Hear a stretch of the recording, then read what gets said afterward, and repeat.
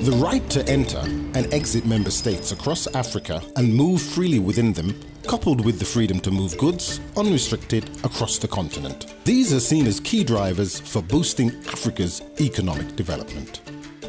The implementation of measures to promote free movement can be considered as prudent practice and even fundamental elements to breaking down the barriers that have limited economic and social integration throughout the continent and sadly even weakened the spirit of Pan-Africanism. The path towards transformation of Africa into a free movement zone and removing prohibitive restrictions was first conceptualized in 1991 in the treaty establishing the African Economic Community, also referred to as the Abuja Treaty, which offered a founding framework for continental integration and set out key objectives for Africa's regional economic communities, including promotion of economic, social and cultural development, and the integration of African economies in order to increase economic self-reliance, development, mobilization and utilization of the human and material resources of Africa in order to achieve a self-reliant development, and promoting cooperation in all fields of human endeavor in order to raise the standard of living for Africans and enhance economic stability. The African Union's blueprint for the continent's social, political and economic development and integration, enshrined in Agenda 2063, recognizes free movement as a key element in achieving the continent's development goals and aspirations by allowing Africans to travel, work and live within their own continent. Agenda 2063 Aspiration 2 outlines the role that an integrated continent will fulfill. And this initiative is further galvanized by the Free Movement of Persons Protocol, which specifies 3 rights which are necessary for the implementation of the goals of the Abuja Treaty. Namely, the right of entry, where African citizens shall have the right to enter, stay, move freely, and exit the territory of an AU member state in accordance with the laws, regulations, and procedures of the host country. The right of residence, where African citizens shall have the right of residence in the territory of any AU member state, and the right of establishment, where African citizens shall have the right to set up in the territory of the host of any AU member state as a business, trade, profession or vocation, or an economic activity as a self-employed person. The protocol on the free movement of people enables people to ensure that they are able to travel across Africa visa-free. That's the essence. It is also going to facilitate a right of residence and right of establishment. So, giving the example of a business person from Lesotho, if they want to set up a business in Kenya, under the protocol, they would have every right. They can establish that. If somebody wants to reside in another African country other than their country of origin, they have the right to do that. And then, most important, it is also going to facilitate a mutual recognition of professional qualifications. At the end of the day, your qualifications, if you are from Lesotho, should be able to be recognized in another African country. So those are the benefits that it offers. The commitment to Africans moving in their own continent is a top priority, therefore. It's the top priority. And this is why the idea of free movement of persons then became one of the flagship projects of Agenda 2063, the Africa we want. You cannot talk of continental free trade agreement, goods and services, right, moving across borders without labor and business people. It doesn't make sense. It will not make sense. So that is why, therefore, the protocol that was signed, I think, in 2016, is extremely important because it allows Africans to feel at home in their own continent. With the current exponential growth of Africa's youth population, the transformation of the continent into a prosperous, peaceful, and integrated powerhouse can only become a tangible reality when the walls come down between member states and free movement for people and goods is implemented. As provided in the African Continental Free Trade Area, free movement between countries will require the harmonization of immigration and other laws, infrastructure, and updated institutional practices, while also opening up commercial and job opportunities for Africa's youth, and thus contribute meaningfully to the demographic dividend.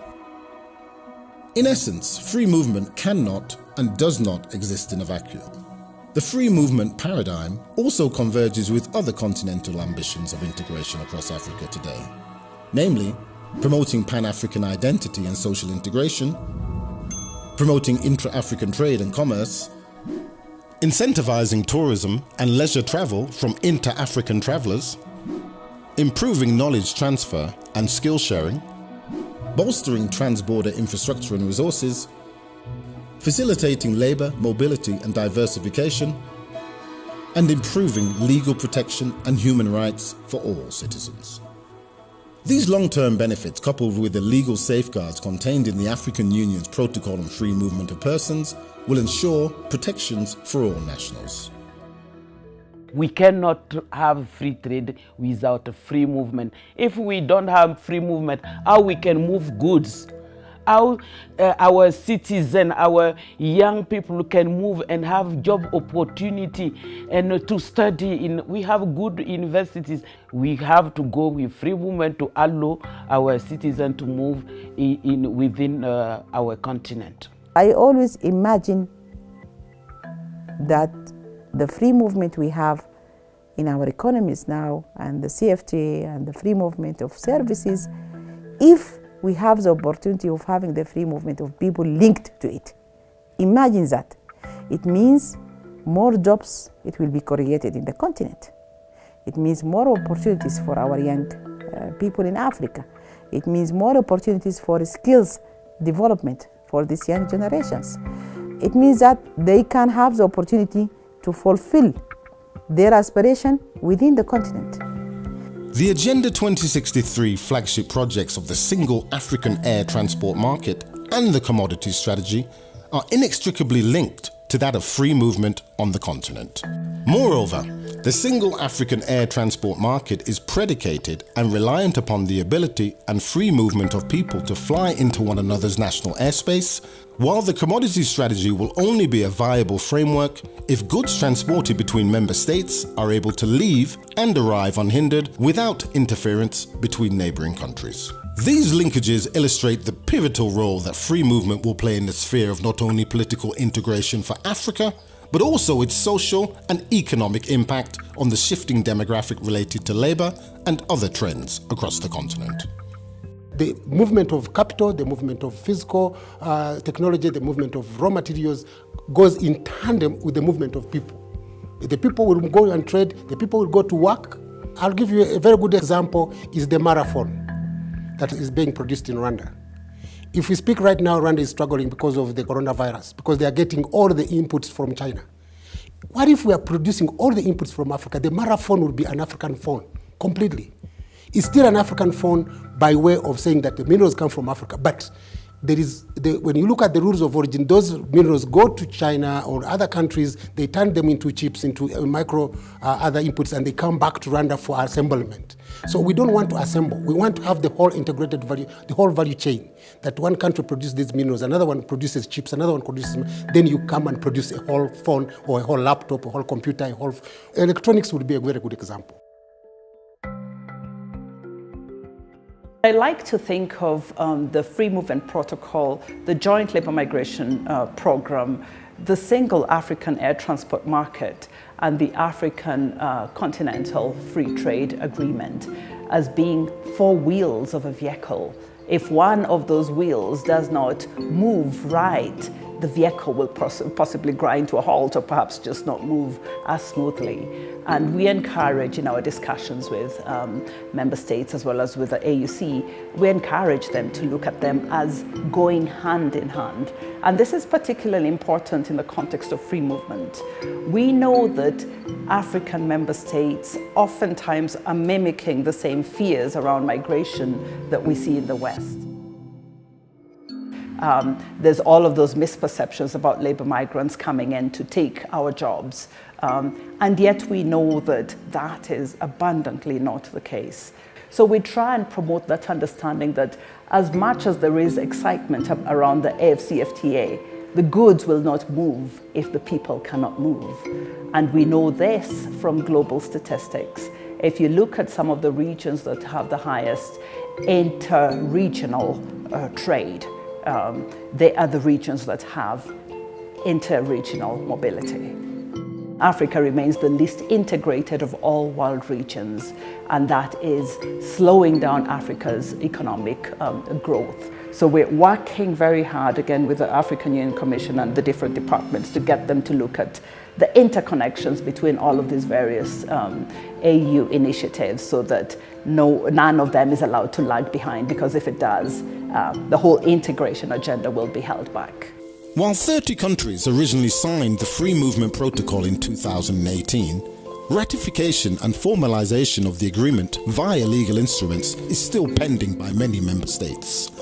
So what are some of the issues holding back member states from full ratification? And how legitimate are these concerns? I think that we need to also pay attention to our land borders, because our land borders is where a lot of the, if you like, commerce, informal commercial activities go on. There is a bit of neglect in the sense that if you are concerned about the security of your border, then definitely the start point should definitely be the community living there.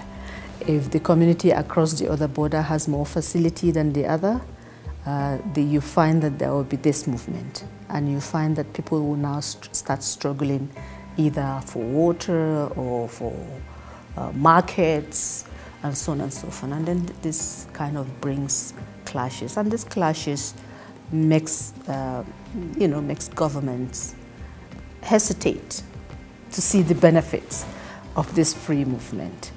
People have fear of the economic impact. People have fear about security. What will be the security implications of people coming into our territory? There isn't the comfort level that there ought to be regarding where other countries are in terms of their civil registry systems, which are very weak. In most countries on the continent, it has to be said. So governments will get comfortable with the idea of opening up to free movement if there are robust systems in place across the continent in terms of civil registry systems, so that whoever turns up at your border with a passport can really, you can have the confidence that this person is indeed who they say they are. I should add that free movement doesn't mean zero border controls. If anything, free movement implies ever more robust controls at borders. So this is something we feel the need to emphasize, that in an age of free movement, we need to support countries to ensure they have the capacities for ever more robust border controls, but with a different posture, with a posture of facilitation rather than impeding. Because again, the vast majority of intra-African movements are bona fide movements. They should be facilitated, not impeded. Examples of other regional integration projects and free movement practices are also offered by partners of the African Union, sharing knowledge, advocacy, and formal channels to deliver best practices for the continent's own integration agenda. We always like to say that we are a very close partner of the African Union. We even use the word strategic. And we like to be the best partner of the African Union for the simple reason that is a project that obviously echoes very much what we are trying to do in Europe in terms of integration. these are two unions. There are two institutions behind these two unions who work in terms of promoting collaborations as a form of progress in their own field, but also worldwide. So for us is more than working with a partner. Is working with a partner has very much a DNA that resembles a little bit ours. We believe very much that development of Africa will progress because of integration, and this is why we like to call it a partnership, because it's something where there is something for both of us in terms of opportunities, but also in terms of establishing and strengthening models of integration. And looking also at the future on creating a digital market for Europe and a digital market for Africa. So, and the single aviation market, of course. So all the freedoms that a single market brings in working in these areas, where we can provide support, technical assistance, but most importantly, we can share our experience in this endeavor. The adoption and implementation of the African Free Movement Protocol, together with the African Continental Free Trade Area, carries tremendous potential to boost economic growth and promote social development in line with the Pan-African Agenda 2063. When implemented properly and in line with the interests and rights of migrants, states and employers alike, the abolition of visa requirements and the right of residence will help boosting productive labor mobility, ensuring that the enormous human talent available in Africa can truly benefit the whole continent. In the EU, we have witnessed remarkable benefits of free movement and free trade, including lower unemployment rates, more commercial activities and increased cross-border trade and tourism. I'm confident that in Africa, free movement as part of the broader free trade agenda shall herald a new chapter in the progressive development of the continent. The Free Movement Protocol, as part of the broader free movement agenda, aims to cater to interests of all African populations, to protect human rights and give opportunities to different groups, from students, entrepreneurs, traders, laborers, tourists and investors, to the receiving communities. As such, the protocol is an essential component of Africa's ambitious Agenda 2063. If we solve the issue of free movement, creating job opportunities, creating tourism in Africa and moving in Africa, we won't have our migrant going outside.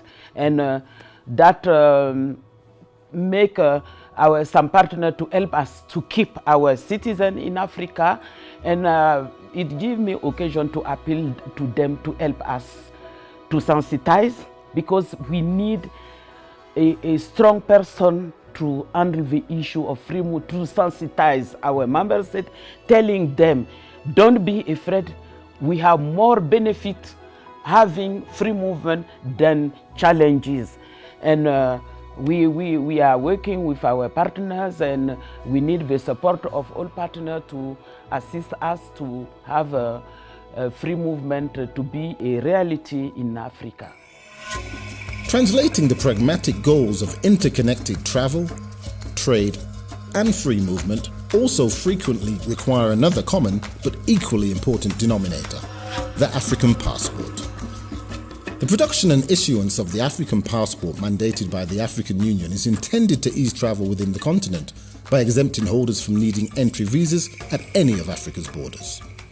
From its launch in 2016, the African passport has remained a crucible of the integration agenda for the continent, while also being one of the flagship projects of Agenda 2063, along with the Free Movement Protocol and the AFCFTA. Another common underreported fact, in the midst of recent vilifying migrant reports emanating from Europe, is that the majority of African migration is into Africa. That is, the majority of travel by Africans for labour, business or leisure is actually from one African country to another African country.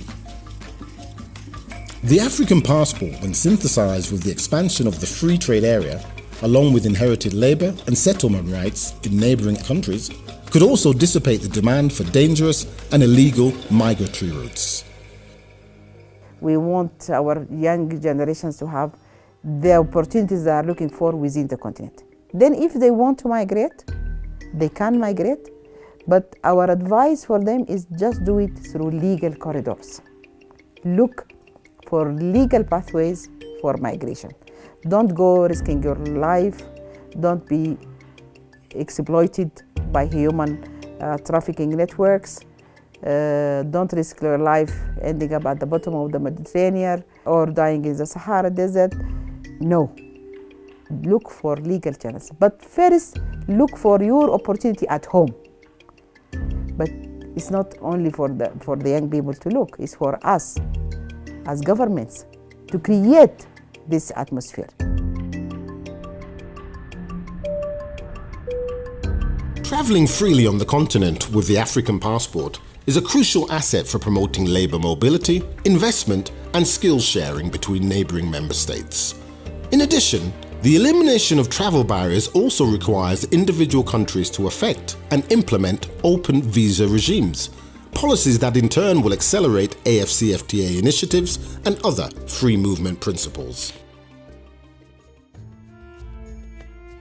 With increased global movement, concerns have been raised about the risks caused by health crises and necessitated subsequent emergency measures that impact the movement of persons as countries implement stricter controls to prohibit entry and even temporarily closing borders.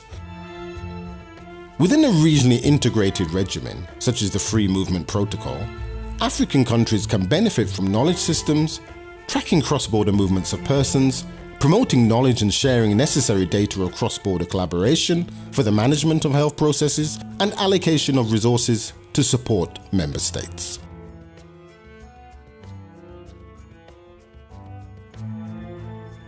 The Americans, the Europeans, predominantly, they move easier than us as Africans in our own continent. Now, this protocol is trying to redress that. We are saying to AU member states, as part of implementing the roadmap of the protocol, first, relax visas and allow citizens to move. The African passport will restore equilibrium in access to continental ports of entry for all African travellers, adding much needed momentum and symmetry to movement while enhancing the integration agenda of the continent. The Free Movement Protocol, the AFCFTA and the African passport form a comprehensive and cohesive structure for continental integration. And while linked, each are political, economic and social drivers in their own right.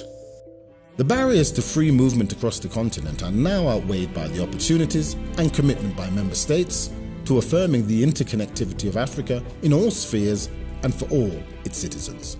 What we're also working with the African Union to do is to change the misperceptions around migration, to change the false narratives around migration, especially African migration.